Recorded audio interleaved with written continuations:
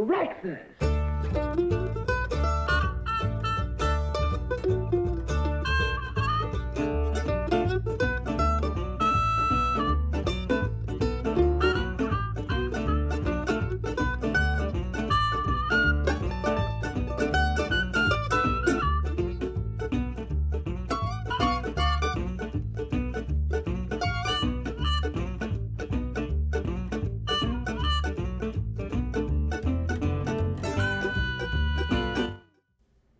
Good morning, and welcome to Comics for Breakfast.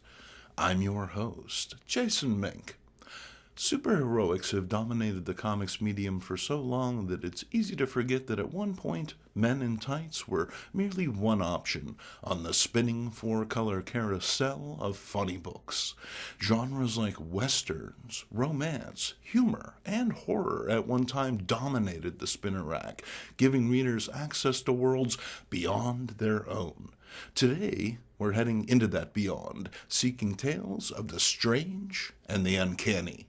Our first comic is Black Cat number 57 from Harvey, and while my copy is thoroughly roached, well, there's still enough here to provide some enjoyment.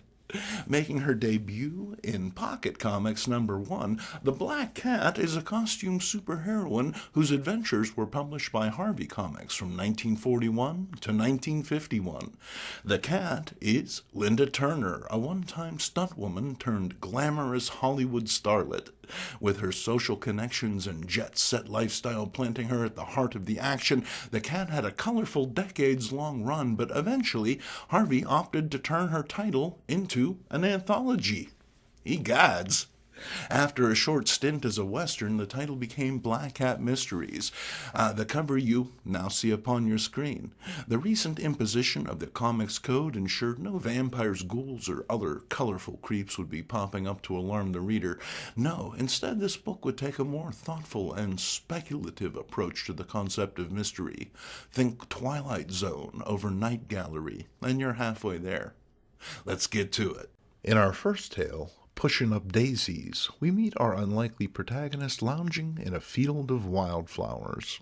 He's not quite sure who he is or how he got there, but he seems happy enough with his current lot. Unfortunately, this human pork dumpling waddles in to harsh his buzz, cutting down some good friends in the process. Blondie reads him the riot act, a move that does not go unnoticed by the local townsfolk. However, since this is post-Comics Code, they don't plant the sucker right then and there, instead taking him to see the local head shrinker. This goes about as well as you'd expect. Instead of demonstrating a wit of understanding or compassion for this obviously troubled individual, the doc seems to go out of his way to antagonize his patient.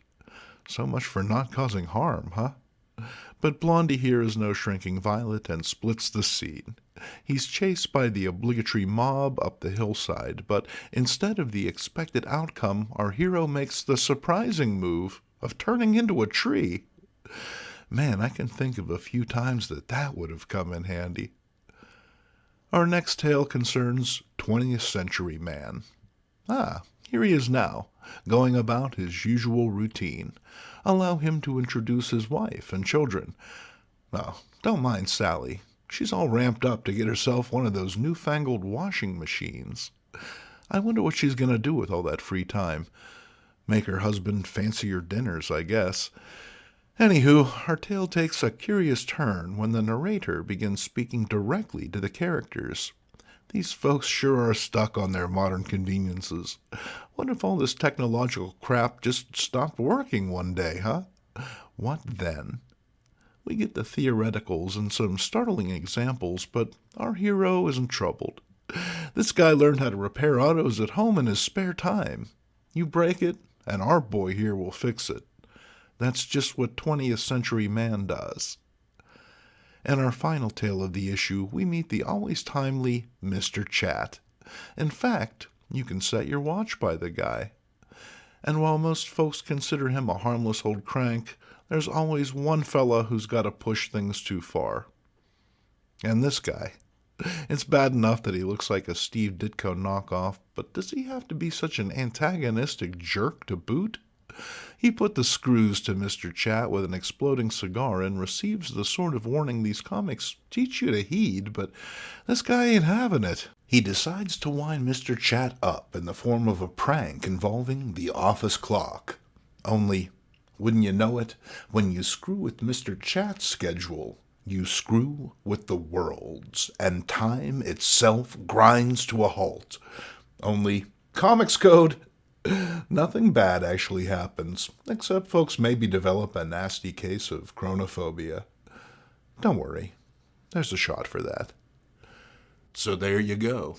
Nothing earth-shattering, just a humble little comic telling a handful of off-the-wall stories for an audience that would grow and change over the coming decades, making simple pleasures like this increasingly rare. Indeed, in the very next issue, the title changed yet again to Black Cat Mystic, a title that the book would actually retain until its cancellation a few months later. Later still, Marvel Comics would use that name to create a similar character, but we OGs know that there's only one Black Cat. Next up, we jump ahead a few decades and lean into the strange for Ghostly Haunts from Modern Comics. Now, if you didn't know, Modern Comics reprinted Charlton comics from the mid-1970s. From what I understand, these were available in both 3-packs and single issues, usually at a reduced price from what's shown on the cover. Here you see a single issue priced at a remarkable 11 cents. As Count Floyd would say, "What a deal!" Now, this Modern Comics is a exact reprint of Charlton's Ghostly Haunts number 41 from 1974, except for newer ads and different cover copy. And dig this stunning Tom Sutton cover.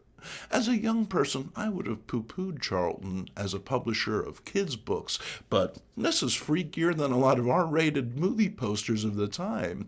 Echoes of the then sensationalized mutant baby of the film It's Alive, combined with some sexy hammer heroine and lingerie-style imagery, and we're off to the races. Our first story, The Sand Devils, concerns the Foreign Legion. A German and a Brit are constantly at each other's throats, much to their commanding officer's consternation. Later, a Bedouin raid on a nearby post leads to a mystery. Where did the invaders go? It's not like the Bedouin to abandon such a prize. And hey, turns out they didn't. The whole thing was a big stinky ambush. The quarrelsome Kraut and his limey companion desert their squad, losing themselves in the vastness of the desert night. And, true to form, the two begin to argue almost immediately, this time over water. The Brit makes like Saucy Jack, slitting the Kraut up a treat and making off with the life-giving liquid. Bertie here heads back to his post, but is menaced by a sand devil, one that's taken on the face of the slain Deutschlander. The action is witnessed by 2 sentries, but by the time they reach their fallen comrade, he has died of dehydration. Rings of footprints indicate the dead man had been circling the compound for 2 days, but had been chased off every time. Pretty creepy. Ordinarily, we don't look at advertisements here, but when I saw this one, I knew I had to mention it. It's the C-3PO necklace from 1977. I remember when this thing came out, and I was in an absolute lather to get it. At the time, Star Wars was the hottest thing going, and this movable metal pendant was a must-have for young Mink. Gamely enough, my mother bought it for me, and though long gone, it remains a wonderful memory. Oh, sure, the actual pendant was a bit of a letdown, but hey, they can't all be Star Wars boner cards. In our second tale, we head back to merry old England, where a Dennis Moore-esque highwayman known as the Scourge of Dover Road makes the grave error of robbing a coach belonging to Lord Chubb. The highwayman is hung for his perfidy, and his village is set upon by tax collectors, plunging the residents into poverty. The highwayman's son observes this injustice, but what can he do? Later that night, his father's horse reappears in the barn. Stranger still, the highwayman's twin pistols have also reappeared. And, I guess, just to make sure his thick-headed kid doesn't miss the point, the Scourge of Dover Road himself appears in spectral form, telling his boy to get his ass in gear.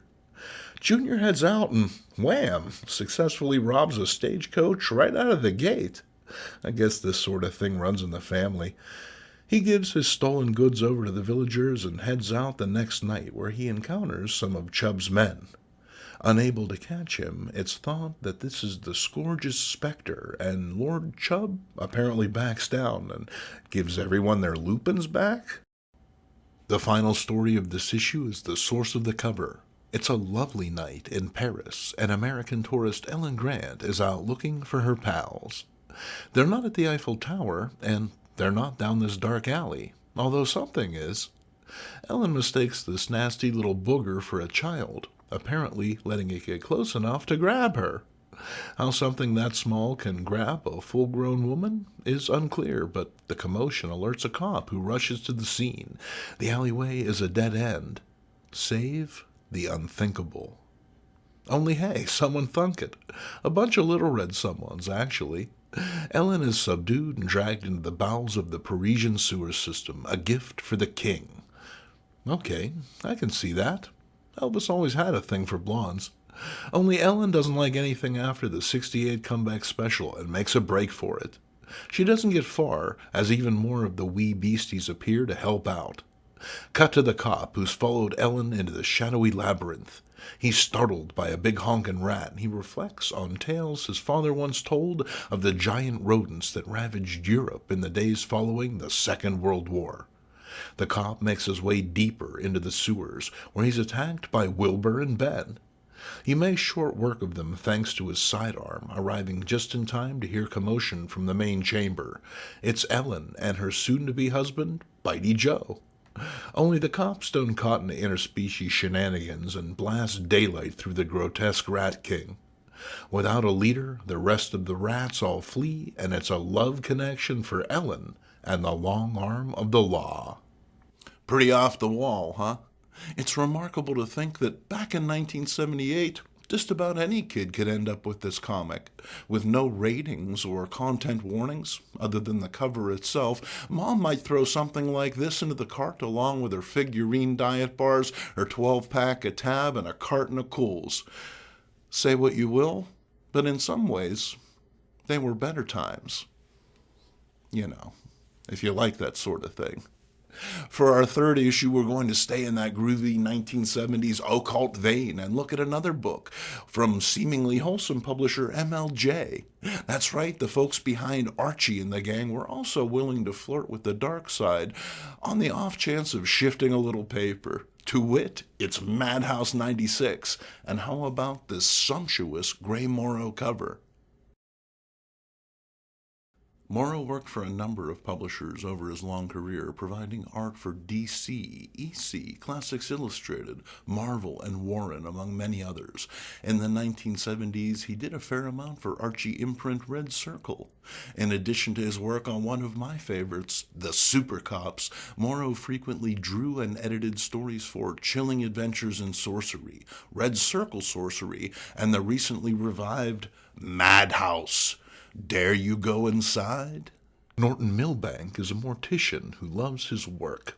In fact, he considers his corpsey customers his pals, talking to them as he prepares them for their eternal sleep. At the same time, the Laughing Skull Gang makes their way through the city, terrorizing the local populace. They drop in on Milbank and put the gears to him, but the old codger gives as good as he gets and insults the petty thief louts. The gang splits, but Milbank really got under leader Cheney's skin, and the Skulls return later that night. Cheney beats the crap out of the old man, but Milbank ain't shook. The rest of the gang are unnerved by the man's composure and abandon their corpse-molesting leader. Cheney, however, is determined to see it to the end. Milbank cries out for help, and, unexpectedly, one of the corpses reaches out and seizes the youth by the wrist in an unbreakable grip. Cheney dies of heart failure, and, hopefully, we've all learned a valuable lesson. The second story is our marquee tale, Demon's Kiss is both written and illustrated by Bruce Jones. Jones is known primarily as a writer, but as you can see, he's no slouch in the pencils department either. Our story concerns wannabe actress Val Lawton, who's been in town for 2 whole years and still isn't a movie star. Her pal offers her a little light reading to take her mind off her problems. It's a book on demonology, and hey, it makes a pretty strong case for itself. Turns out you can have anything you want, if you're in league with the devil. Val goes all in, drawing the pentagram and donning the sacred robes. She mutters something from the H.P. Lovecraft Mad Libs book, waves her arms around a bit, and before you can say Lucifer the silly Satan, Val's done summoned up a devil. We cut away before the deal is, consummated, but like a good dandruff shampoo, Val can feel it working. She's cast for a film the very next day, and suddenly all of her dreams come true. With a catch. She's got to pass her curse off to another sucker in the span of 1 year, or her soul is lost forever. She decides to make her mild-mannered neighbor her patsy, but the guy is a bit slow in the uptake. Still, Val is persistent, and eventually she ensnares the chump. However, he unexpectedly grows infatuated, and their relationship becomes complicated. Val begins ducking the guy, but to her horror, he breaks into her apartment. Unnerved, she flees back to her home state of Florida, where she attempts to lose herself in a little beach-going fun. Then, at the end of her devilish deal, she's in a hit-and-run with another boat. Florida, huh? Val is surprised to wake alive. What happened? Well, it turns out her life was saved by a very familiar stranger, returning her unwanted gift at a most unwelcome time. Our final story is also damnation-related in the form of the Devil's Matchmaker. Coven member Pamela is all broken up about her dead boyfriend, but there's no time to mourn. She and her unhallowed pals have a demon to raise. Pam feels their efforts are best spent bringing her Charles back, but it's not up for debate. I guess they've already booked the Devil's room for the weekend or something. They head on over to Stonehenge and get ready to do their thing, but stop short. Pamela has a gun, and she can put your eye out from here. Wow, she's even loaded it with silver bullets in case the witches are secret werewolves. Forced to go along with this change of plans, the coven raises dead boyfriend Charles. Pam is delighted to get her beau back and gleefully forsakes her sorceress pals, but when you party at Satan's sock hop, you gotta dance with the one who brought you. What a ride, huh? You really had to be careful back in the mid-1970s. You might start out selling Tupperware or joining a local scout troop, only to end up suffering eternal damnation writhing in Satan's claw. Make a note of it, Dan. Thank you for joining me on this uncanny episode of Comics for Breakfast. If you enjoyed it, please like, share, and subscribe. If this video really got her going, please consider ordering a mug, a t-shirt, or any of the other fine items that you can only find on the Old Guys Who Like Old Comics swag shop. Check it out one time, won't you? I'm Jason Mink, and I hope to see you next week at breakfast.